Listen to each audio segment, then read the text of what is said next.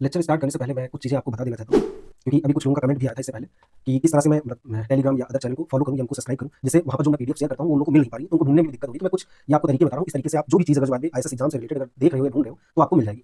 जैसे सपोज मैं आपको थोड़ा सा बताता हूँ कि जैसे सपोज ये हम यूट्यूब है, अगर जो कोई फर्स्ट टाइम जैसे सपोज किसी ने इंस्टाग्राम पर अगर मेरी कोई रील देखी है और उसको लगा है कि मैं इस तरह से इसको सर्च करूँ, तो आप या तो ये कर सकते हो कि आईएएस और एग्जाम, ये इस तरह से आपको सर्च करना है। और जैसे ये देखो, ये हमारा आपको चैनल मिल गया। यहाँ पर अगर जो आप देखोगे तो ये देखो, ये हमारा चैनल है और ये हमारा लोगो है। ये आपको ध्यान रखना है, ये आपको इंस्टा चाहे आप फेसबुक चाहे आप ट्विटर या आप जो हमारा टेलीग्राम है उस पर भी अगर आप सर्च करोगे तो यही आपको मिलेगा। तो ये आपको कोई भी फॉर्मेट, आपको कोई भी प्लेटफॉर्म मिले, आप वहाँ पर एक बार सर्च करिएगा, ऐसे एग्जाम थोड़ा सा स्क्रॉल करना पड़ेगा और आपको वीडियोज मिलने लगेंगे। तो यहाँ पर जाकर के आपको सब्सक्राइब करके रखना है, बेल आइकन को भी ऑन करके रखना है, जिससे कि जो भी वीडियो मिले वहाँ तक पहुँच जाए। अगर जो बाद में जैसे आपको डिस्ट्रीब्यूशन अगर पढ़ना है, आप डिस्ट्रीब्यूशन का नेम भी डाल देते हो, जैसे बाद में मल्टी नोमियल। अगर इस तरह से अगर आप सर्च करोगे तो आप देखोगे कि आपको जो हमारा चैनल है, हमारी जो वीडियो है, मतलब मैं ये बोल रहा हूँ आपसे कि आईएएस एग्जाम ना सर्च करके आप सबसे बेस्ट तरीका तो ये है कि आप जाओ और उस जो भी आपको टॉपिक पढ़ना है, जैसे मल्टीनोमियल डिस्ट्रीब्यूशन सपोज आपको पढ़ना है, तो आपको वही बस डालना है और ये कुछ हमारा फॉर्मेट रहेगा। ये इस तरह से इस फॉर्मेट में लिख करके आएगा, जैसे इकोनॉमेट्रिक्स पढ़ोगे तो ऐसा ही लिख करके आएगा। तो ये देखो यहाँ पर आपको मिल जाएगा। इसी तरह से आप नॉर्मल डिस्ट्रीब्यूशन डालो, अदर डिस्ट्रीब्यूशन जो भी आपको डालनी है वो आप डाल करके यहाँ से पढ़ सकते हो। बट अगर जो आपको कोई पर्टिकुलर, जैसे बाद में कोई ऐसा स्टूडेंट है जिसको सिर्फ गेट एग्जाम को फोकस करना है, तो उसको क्या करना है, वो जाकर के जैसे यहाँ पर जो बाद में देखो, ये हमारी कुछ अभी तक प्लेलिस्ट बनी हुई है। तो यहाँ पर अगर जो हम लोग देखें तो देखो, फर्स्ट जो हमारी वीडियो है, मतलब प्लेलिस्ट है, ये हमारा इकोनॉमेट्रिक्स का है। इसी तरह से स्टैटिस्टिक्स का है गेट एग्जाम के लिए, तो इसमें देखो अभी तक मैंने 32 वीडियोस अपलोड कर दी। तो यहाँ से जाकर के देखिए, जैसे सपोज आपको मल्टीमीडिएट का पढ़ना है तो मल्टीमीडिएट के लिए ये देखो मैंने बना दिया, डिस्ट्रीब्यूशन के लिए ये देखो हमने कर दिया, आरपीएससी जो बाद में जो भी वन एग्जाम होंगे उनकी जो वीडियोस होंगी इसमें आएंगी। इसी तरह से अगर जो बाद में आप ये देखते हो कि ये हमारा डिस्ट्रीब्यूशन है, ये हमारा फर्स्ट पेपर जो आईएएस में, तो ये कुछ इस तरह से आप चीजों को फाइंड कर पाओगे। देन इसके बाद में अगर जो बाद में आपको कोई भी लिंक, सपोज आपको इंस्टाग्राम पर फॉलो करना है, तो आप इंस्टाग्राम पर, मैं कह रहा हूँ अगर जो आपको नहीं भी फॉलो करना तो एक बार आप चेक करके देखिएगा, अगर जो आपके काम की चीज वहां पर हो तो आप जरूर करिएगा फॉलो। और देन इसके बाद में फेसबुक अगर जो आप करना चाहो तो इसको कर सकते हो, व्हाट्सएप भी कर सकते हो। टेलीग्राम आपको बहुत जरूरी है, मतलब इसको फॉलो करके रखना। ये इसलिए क्योंकि जितनी भी कोई भी पीडीएफ या कोई भी नोट्स जो भी मुझे प्रोवाइड करनी होंगी वो मैं यहीं पर करूंगा। अब यहाँ से हम लोग अपना लेक्चर स्टार्ट करते हैं। अब जो हमारा नेक्स्ट है वो जरा देखो, नेक्स्ट हमारा है काई स्क्वायर डिस्ट्रीब्यूशन। अब इसको समझने के लिए सबसे पहले आपको मैंने सारी जो गामा की चीज़ें बताई हैं वो आपको ध्यान रखनी चाहिए, और देन इसमें हम लोग देखेंगे कि क्या क्या इसमें मैं आगे ऐड कर सकता हूँ, वो जरा देखो। तो काई डिस्ट्रीब्यूशन के बारे में, क्योंकि ये एक बहुत ज़्यादा इंपॉर्टेंट चैप्टर है, ये एग्जैक्ट सैम्पलिंग डिस्ट्रीब्यूशन का एक पार्ट है। इसमें अभी एफ डिस्ट्रीब्यूशन आपको पढ़ाएंगे, टी पढ़ाएंगे, जेड पढ़ाएंगे, तो वो आप देखिएगा। बट पहले अभी क्योंकि ये इसी का सिमिलर पार्ट है तो इसको हम पहले कर लेते हैं। तो ये जरा देखो, ये मैंने आपको बताया कि x फॉलो कर रहा है अगर जो आदमी काई n डिग्री ऑफ फ्रीडम को, तो इसको आपको तुरंत कन्वर्ट करना है n, 2 और ये 1/2 में। ये आपको पता है अल्फा है, ये आपको पता है बीटा है। तो पहले तो आपको लिखना है डिस्ट्रीब्यूशन इसका अल्फा बीटा का। तो बीटा की पावर अल्फा होता है और ये हमारा अल्फा होता है। x की पावर अल्फा माइनस का 1 होता है, e की पावर माइनस का बीटा, और ये हमारा x होता है। ये आपको आपने पढ़ भी रखा है और ये आपको पता भी है। और x जो हमारा होता है वो आपको पता होगा कि पॉजिटिव होता है। अब यहीं पे अगर जो बात है इनकी अगर हम वैल्यूज़ अगर हम लिखें, तो बीटा की वैल्यू अगर जो बात है आप देखो तो 1/2 दे रखा है, और अल्फा की वैल्यू अगर आपको पता है तो 1/2 दे रखा है। इसी तरह से ये गामा में लिखोगे n/2, और ये आप देखोगे तो ये हमारा हो जाएगा x, और ये हमारा हो जाएगा n/2 माइनस का 1। इसी तरह से e के लिए जब आप लिखोगे तो ये हमारा हो जाएगा x डिवाइडेड बाई 2, और ये हमारा यही रहेगा। यही हमारा कॉची डिस्ट्रीब्यूशन होता है, यही हमारा कॉची डिस्ट्रीब्यूशन होता है। तो इसमें बहुत ज़्यादा आपको कन्फ्यूज नहीं होना है। और यहाँ पर n जो होता है वो हमारा पॉजिटिव इंटीजर होता है, तो ये भी आपको ध्यान रखना है पॉइंट। देन देखो इसमें मीन वेरिएंस, ये सारी आपको लिख लेने हैं। तो ये आपको याद रखना है कि ये इसका मीन होता है, ये हमारा इसका वेरिएंस होता है 2n, बहुत ज़्यादा यूज होगा। देन mxt भी मैंने अभी आपको दिखाई थी, तो ये हमारा हो जाएगा mxt। ये अगर जो बाद में आप देखोगे तो 1 माइनस का 2t, और ये हमारा हो जाएगा n डिवाइडेड बाई 2, और यहाँ पर जो t है वो लेस देन 1/2 होगा। देन अगर जो अब इसका कैरेक्टरिस्टिक फंक्शन, क्योंकि ये भी लिख लो, ये भी खूब पूछा जाता है, तो 1 माइनस का जहाँ पे t है वहाँ पे it भी आपको करना है, तो 2it, और ये हमारा हो जाएगा माइनस का n/2। देन नेक्स्ट अगर जो बाद में आपको अब याद हो, मैं पुरानी चीज़ें देख करके और इसमें मैं लिखूंगा तो वो आपको ध्यान देना है। आपने ये गामा के लिए लिखा था, मतलब गामा डिस्ट्रीब्यूशन के लिए, तो गामा डिस्ट्रीब्यूशन के लिए अगर जो आप कर्टोसिस अगर आपको याद हो तो आपने लिखा था 2 में अल्फा। अब यहाँ पर अल्फा की वैल्यू जो दे रखी है, यहाँ पर अगर जो बाद में देखो काई n/2 1/2, ये हो गया अल्फा, ये हमारा हो गया बीटा। तो यहाँ पर अगर जो ये देखोगे तो ये हमारा हो जाएगा अंडर रूट में n/2, और ये देखोगे तो ये हमारा हो जाएगा 2, और ये हमारा अंडर रूट में 2, और ये हमारा हो जाएगा अंडर रूट में n।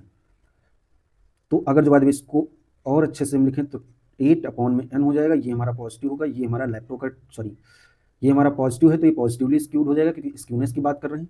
ठीक इसी तरह से अगर जो बाय द वे आप गामा 2 अगर जो आपको याद हो तो वहाँ पर मैंने लिखा था 6/α, तो यहाँ पर 6 और इसकी वैल्यू अगर आपको पता है तो ये हमारा हो जाएगा n, ये हमारा हो जाएगा 2, ये हमारा हो जाएगा 12/n, ये भी हमारा पॉजिटिव होगा तो ये हमारा लेप्टोकर्टिक होगा। देन मॉड में थोड़ा सा इसमें खेल होता है, तो मॉड को आपको ध्यान देना है और वो भी आप भूलोगे नहीं, बट फिर भी आप थोड़ा सा देखो। वहाँ पर जब आप मॉड लिख रहे थे तो आपने लिखा था अल्फा माइनस का 1 और ये हमारा बीटा। यहाँ पर अल्फा की वैल्यू n/2 माइनस का 1 है, ये हमारा 1/2 है, तो ये हमारा हो जाएगा n माइनस का 2। और वहाँ पर क्या होता था, अल्फा जो हमारा ये लेस होता था 1 के तब ये होता था, और अगर अल्फा अगर जो बाद में हमारा, एक मिनट चेक कर लेते हैं क्योंकि गलत लिखने से बेहतर है। ये थोड़ा सा, ये अगर जो दे रखा होता था तब हम ये लिखते थे, इसको थोड़ा सा मिटाते हैं। ये देखो, ये हमारा और ये लेस 1 होता था तो ये हम तब 0 लिखते थे। तो यहाँ पर भी वही मॉड के बारे में बताया गया है। अब यहाँ पर अगर जो बाद में आप देखो n की वैल्यू है तो ये हमारा हो जाएगा n लेस, मतलब इसके लिए अगर हम लिखें तो n ये हमारा 2 हो या तो n इससे छोटा हो 2 से। तब यहाँ पर आप देखो तो अब जो इसका मॉड होता है, ये फार्मूला आपको ध्यान देना है, ये फार्मूला आपसे पूछा जाता है n माइनस का 2, और ये कब, मतलब ये कब के लिए है, जब ये हमारा ये होगा। अदरवाइज आप इसके लिए क्या लिखोगे 0, जब ये हमारा 2 के इक्वल होगा। या तो आप इसको लिखो, या तो आप इसके लिए ये भी एक फार्मूला होता है, इसको भी आप और करके लिख लीजिएगा कि मैक्सिमम, चूंकि मैक्सिमम की बात की जाती है, n माइनस 2 और 0 जो इसमें बड़ा हो। अब जैसे बाद में सपोज काई 1 के लिए अगर जो स्क्वायर के लिए अगर पूछा गया तो n की वैल्यू यहाँ 1 है, ये जब आप देखोगे तो ये हमारा माइनस का 1 हो जाएगा, 0, तो यहाँ पर आपको अपने आप भी पता चल जाएगा 0 हो जाएगा। अगर यहाँ पर अगर हम 2 रख देते हैं तो ये हमारा 0 हो जाएगा, और ये भी हमारा 0, तो इसका मतलब ये मैक्सिमम इसमें 0 ही रहेगा। अगर हम 3 रख लेते हैं तो ये हमारा 1 हो जाएगा, ये हमारा 0 हो जाएगा, तब आपको पता है कि ये हमारा 1 देगा मॉड। तो ये आपको फार्मूला है, ये आपको ध्यान रखना है, और ये इंपॉर्टेंट भी फार्मूला है। ये हो गया। अब इसका थोड़ा सा ग्राफ देख लेते हैं क्योंकि ग्राफ, मेन खेल इसमें ग्राफ का है। ये देखो हमारा कुछ ग्राफ है, ये अगर आपको पता हो कि ये हमारा fx होता है, ये हमारा x, मतलब यहाँ पे PDF, और ये x पे वैल्यू रहती है। ये यहाँ पर 0.5 के लिए अगर लिखोगे तो ये कुछ हमारा इस तरह से होता है, इस तरह से। देन ये जब लाइन लिखोगे तो ये हमारा कब के लिए है, ये हमारा n बराबर 2 के लिए है। देन अलग कोई पेन ले लेते हैं, n बराबर अगर 1 के लिए अगर आप देखोगे तो यहाँ से स्टार्ट होता है कुछ, और ये हमारा कुछ इस तरह से होता है। इसी तरह से अगर हम नेक्स्ट अगर ले लें n ग्रेटर देन अगर 2, जैसे जैसे आप 2 बढ़ाते जाओगे तब ये हमारा इस तरह से पॉजिटिवली स्क्यूड वाला ग्राफ बनेगा।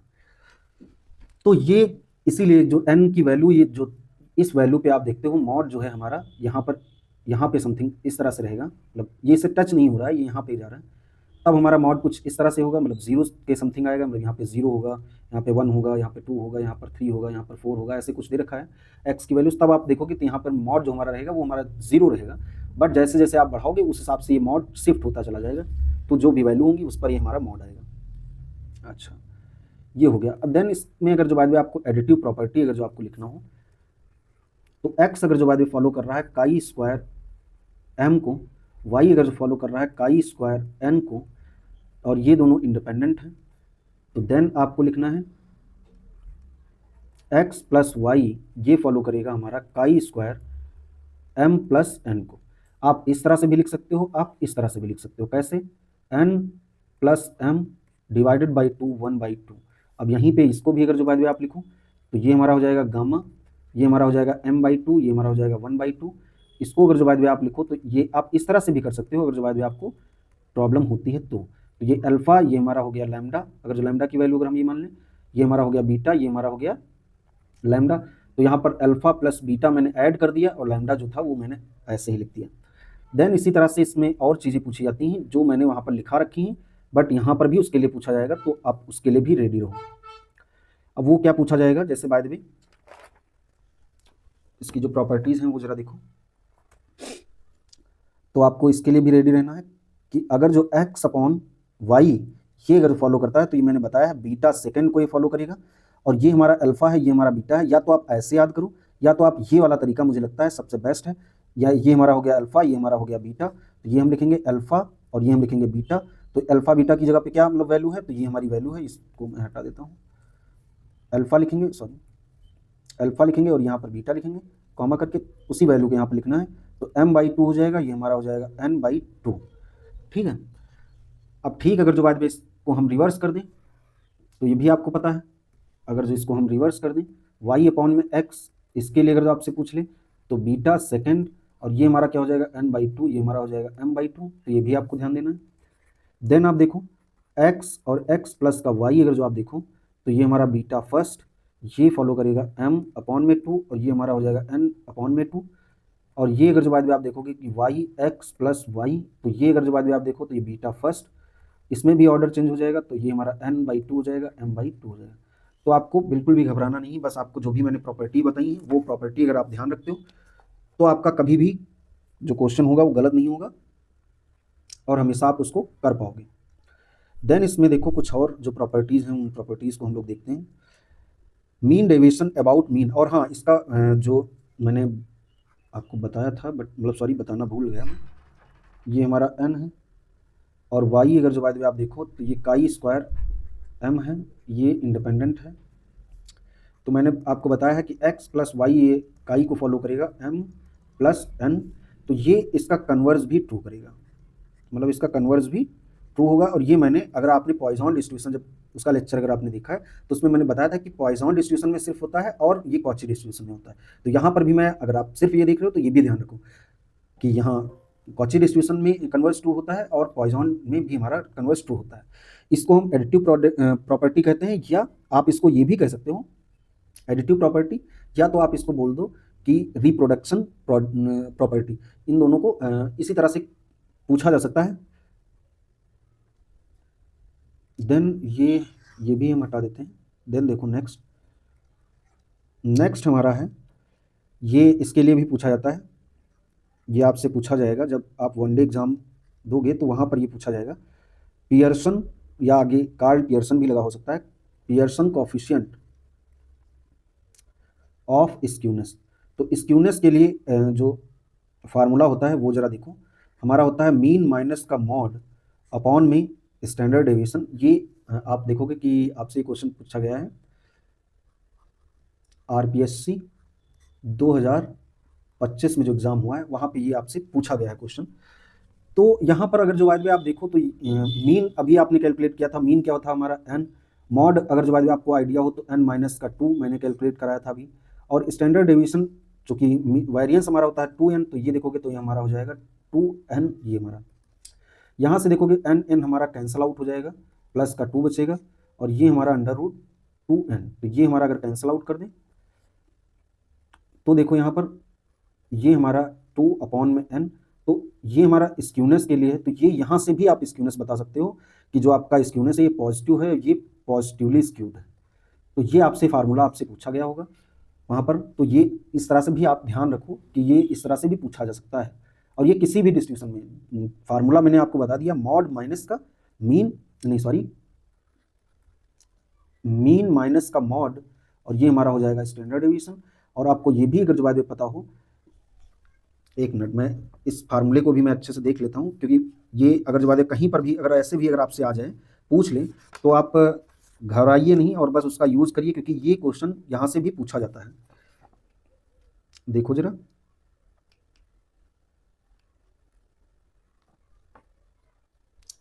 आप इसको इस तरह से लिख सकते हो, ये भी फार्मूला होता है मॉड मीन माइनस का मॉड इक्वल टू होता है, जब ये तब के लिए फार्मूला है जब हमारा डिस्ट्रीब्यूशन असिमेट्रिक है, तब के लिए ये आप इससे वैल्यूज को रख करके आप निकाल सकते हो मीन माइनस का मीडियन। या तो आप इसको, अब इसमें क्या है, अगर जो बात सपोज आपको मीन मॉड नहीं पता है, मीडियन अगर पता है तो मीडियन रख करके आप कैलकुलेट कर लो। अच्छा, अगर जो बात आप इसको अगर थोड़ा सॉल्व करो तो देखो मॉड माइनस का ये हो जाएगा 3, ये हमारा हो जाएगा मीन, 3 मीडियन हो जाएगा। और अगर जो बाद में आप ये देखो, ये मॉड अगर जो बाद में हम उस साइड अगर ले जाएं तो ये हमारा अगर जो बाद में देखो तो ये 3 ये हमारा हो जाएगा मीडियन माइनस का ये नहीं रहेगा, ये हमारा 2 मीन। तो ये कुछ होता है। ये अगर जो आपको रिजल्ट याद है तो आप इसको कर लोगे, और ये आपको याद होना भी चाहिए क्योंकि इसका भी यूज़ बहुत ज़्यादा होता है। तो आपको बस ये वाला फार्मूला आप याद रखो, मॉड बराबर होता है 3 टाइम्स मीडियन और 2 टाइम्स हमारा मीन। तो इससे भी वैल्यू, कोई भी आप 2 वैल्यू अगर आपको पता है तो आप तीसरी वैल्यू निकाल सकते हो। तो इस फार्मूले का आपको यूज़ करना है अगर जो बाद में कभी ऐसा कार्ल पियर्सन से रिलेटेड क्वेश्चन आ जाता है तो। देन इसमें देखो नेक्स्ट हम लोग देखते हैं